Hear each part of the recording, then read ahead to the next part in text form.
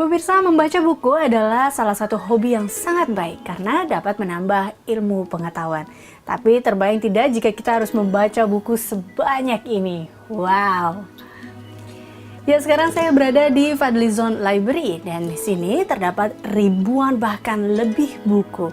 Dan juga ada barang-barang antik seperti keris dan piringan hitam. Anda penasaran? Ya, ikuti saya terus.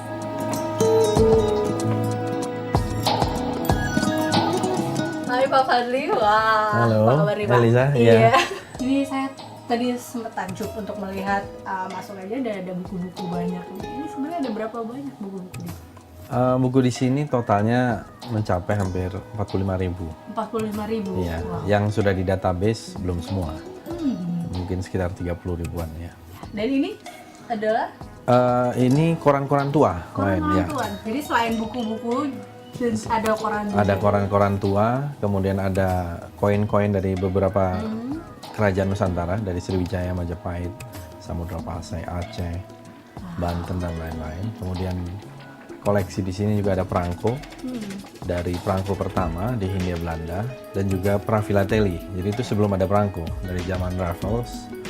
Lalu ada naskah-naskah kuno, ada karya-karya seni juga, ada patung, lukisan, dan juga pamflet-pamflet di zaman revolusi.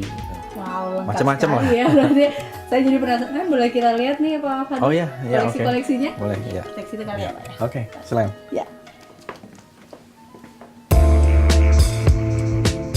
Ya, saya punya kepedulian lah terhadap terutama buku ya. Buku-buku ini kan warisan intelektual budaya bangsa. Dan setelah buku saya mulai mengoleksi juga benda-benda budaya yang lain yang saya pikir memang perlu ada yang melestarikan, terutama keris, tombak, jenis-jenis senjata Nusantara. Lalu kemudian juga ke koran-koran kuno, ya, perangko, uang-uang dari berbagai kerajaan tadi, dan juga sejumlah benda-benda lain ya, termasuk rokok, kacamata para tokoh, gitu ya. Saya suka sih hampir semuanya. Kalau nggak suka saya nggak akan koleksi.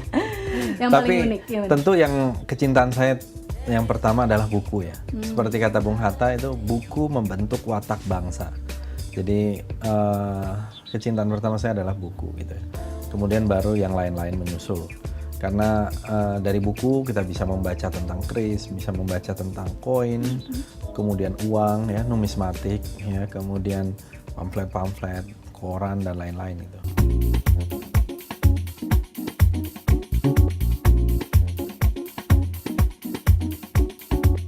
Kita lihat koin-koinnya sekarang. Wow.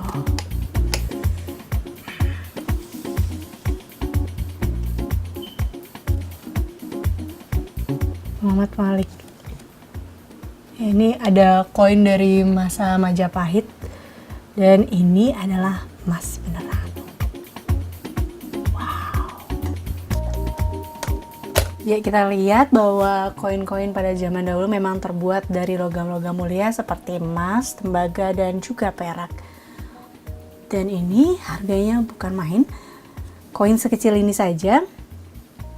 Ya, ini ternyata ini ada pada zaman Sultan Perkasa Alam dan ini koin seharga Rp600.000 untuk koin ini. Wow.